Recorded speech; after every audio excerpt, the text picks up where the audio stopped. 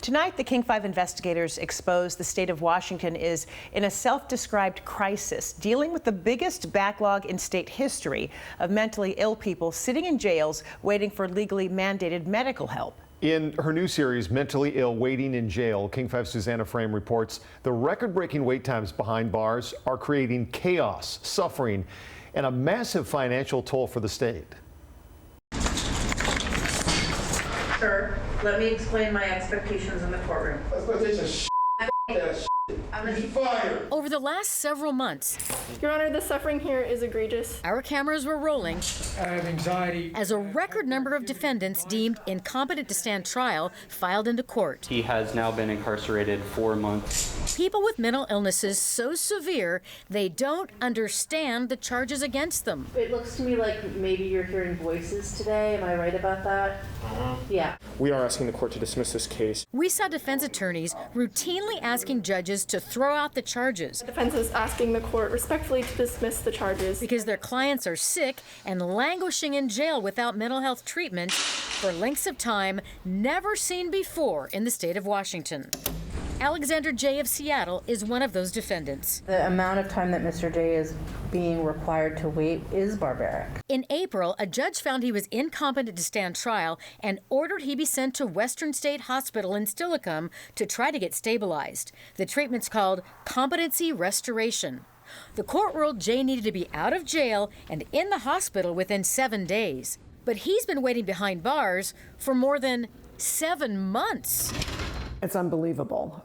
You want it to be done. Kim Hayes is one of Jay's alleged victims. A light rail security camera captured this random attack in March as she was going to work as a trauma nurse at Harborview. Her clavicle and ribs were broken, and she thought she could have been killed. Can you characterize or put into words what this whole experience has done to you? It has changed my life. Kim says the state's delays are unacceptable for everyone. I want to move on with my life, but I would move on quicker if we, for him, that resolution of getting him into an appropriate bed, an appropriate place. You think you could heal faster? Yeah, oh, absolutely. In a 2015 order, federal judge Marcia Peckman ruled the state is violating the constitutional rights of some of its most vulnerable citizens, that jails are not hospitals, and the mentally ill are being warehoused while they wait for services. Peckman ordered DSHS to provide inpatient treatment within 7 days of a judge ruling the help is needed. But that hasn't happened. Despite the judge's order and millions of extra dollars spent on resources, we found the state's wait times have gotten worse, not better. State records show in 2015, the average wait time for a bed at Western was less than a month. In 2022, that wait has shot up to 4 months and longer. Would you ever have imagined that in 2022 we'd be in this place? Absolutely not. ACLU's legal director, LaRon Baker, was one of the attorneys on the case that led to the 7-day timeline. I didn't think there was a universe in which a state agency would just really renege on their obligations. It's a real human tragedy. A year after the federal court ruling, Judge Peckman railed against the state for not doing better, writing DSHS needed to stop the procrastination and false promises. She ruled the state in contempt and leveled fines for not meeting deadlines. From 2016 to 2018, that cost DSHS $88 million. After that, a settlement agreement put the fines on hold, but they're still accumulating. Records we've compiled show if it all has to be paid, the total bill would now be more than $300 million. I put together this database. Doctors Brian Wablinger and Thomas Kinlan are the state's top officials overseeing Western State Hospital. That's the total. What do you think of that? Unbelievable. Would you say that the state is in a crisis? A competency crisis for sure. This has got to be difficult. Oh, it's crushing. It's disheartening. The doctors say this year the state was hit with a perfect storm, including the effects of COVID. After several shutdowns in hospital admissions, a backlog of cases are now coming through. Also, staffing is at historic lows. At Western State, about a quarter of the jobs are sitting unfilled. I'm being subjected to solitary confinement. And more than anything, they say there's a whopping increase in need. In the last year alone, Western saw demand for competency treatment skyrocket by 40%. We knew ahead of time that services would be increasing over time. We knew that. What happened recently, we don't understand that. I don't think anyone expected that to happen. DSHS is working to build new bed space. This project at Western State will add dozens of new spots next year. And they're building in Thurston and Clark counties, trying to decrease wait times for patients and decrease the likelihood of getting dragged back to court to pay the piled up fines. We have to be fiscally mindful, and having to pay $300 million would be, that's the taxpayers' dollars. So of course it's concerning. I am finding the department in contempt. Judges are clearly fed up, saying the state's efforts aren't enough for defendants, taxpayers, and victims alike. The delay imposed by the government is unconscionable, and it is inconsistent with the behavior of a civilized society. It is absolutely outrageous. They've got to pay the price for not providing this, especially, human care to people who need it, this mental health care. The longer this process goes on, it does take away your belief in the system, and it affects so many people. Tonight, the King 5 investigators exposed the human toll of a record number of people with serious mental illnesses sitting in our state's local jails waiting for court-ordered treatment. As Susanna Frame reports in her series Mentally Ill, Waiting in Jail, keeping these defendants behind bars for months on end is both illegal and, according to researchers, amounts to an act of torture. This is Josh Stoller, who has a form of schizophrenia in what's called the cage in the Chelan County Jail in Wenatchee. 6 years ago, he was locked up in the cage, or in here, this solitary confinement cell no bigger than a parking stall, not for days or weeks, but for a solid year, 23 hours a day. It's hard to think about because here you are in this confined box. Josh was in psychosis with voices shouting frightening messages. This is the end of your life.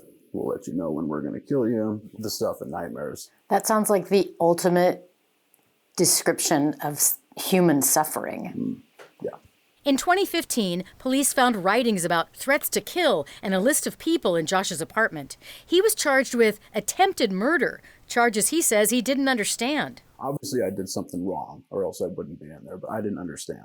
During those months in solitary confinement, Josh deteriorated. A jail counselor wrote he hears voices all day. Very mean people are telling him his parents are dead, he'll die in prison, and he's seeing spiders and cockroaches in his cell. Did you even want to be living? No. No. Right now in the state of Washington, there's a record number of mentally ill people suffering long and unconstitutional delays in the criminal justice system.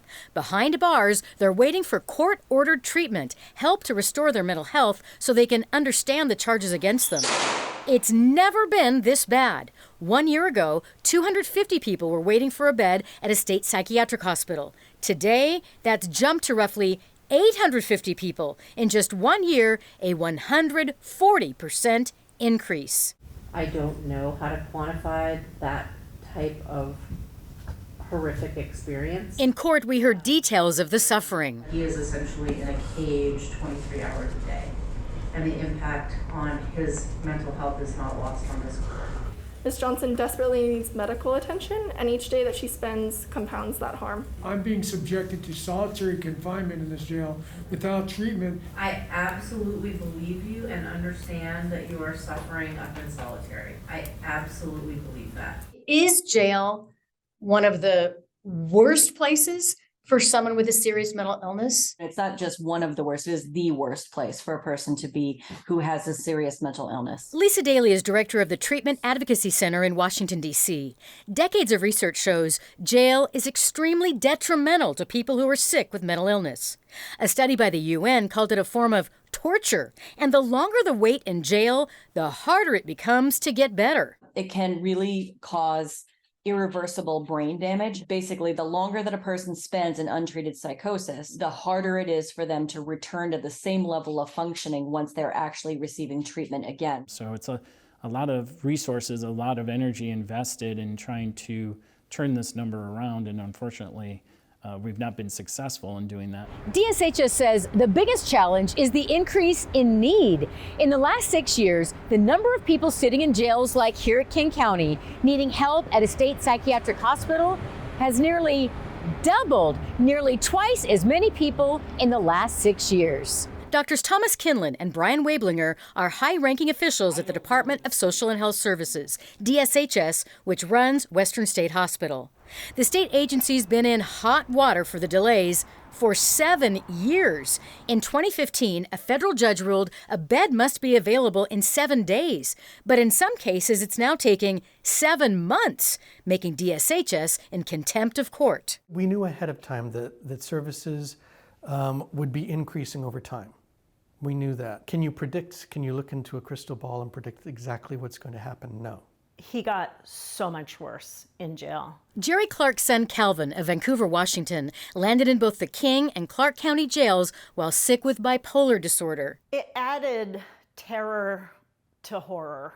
Jerry says after a month behind bars, they didn't recognize their son. The system had plenty of time to figure out how to help him appropriately and instead traumatized him, and his illness got worse. No one wants to believe that somebody that you love that deeply could ever experience what we went through. It is unbelievable what happened to my son. It's unbelievable. Before the onset of his mental illness, Calvin was a skilled surfer, scholar, and state champion debater. He got a college scholarship for debate. But Calvin never finished college. 9 months after getting out of jail at the age of 23, he died by suicide. Do you think your son could be alive today if he wouldn't have been incarcerated while he was so mentally ill? Yeah. I believe that because of his incarcerations, he felt like he had been pushed to the bottom of society and discarded. Josh Stoller's come a long way since his time in jail. He's a new dad and engaged to be married. He's also advocated for change in Olympia.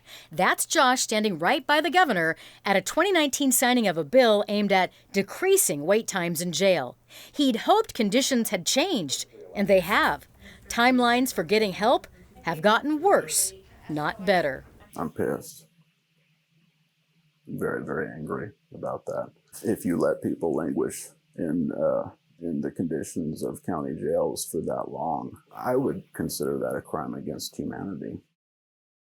Tonight, King County has taken legal action against the state of Washington for leaving mentally ill defendants in the county jail. The county is asking the judge to fine the Department of Social and Health Services, DSHS, for the massive cost of housing defendants who are supposed to be cared for by the state. King 5 investigator Susanna Frame broke the story online today and has the latest.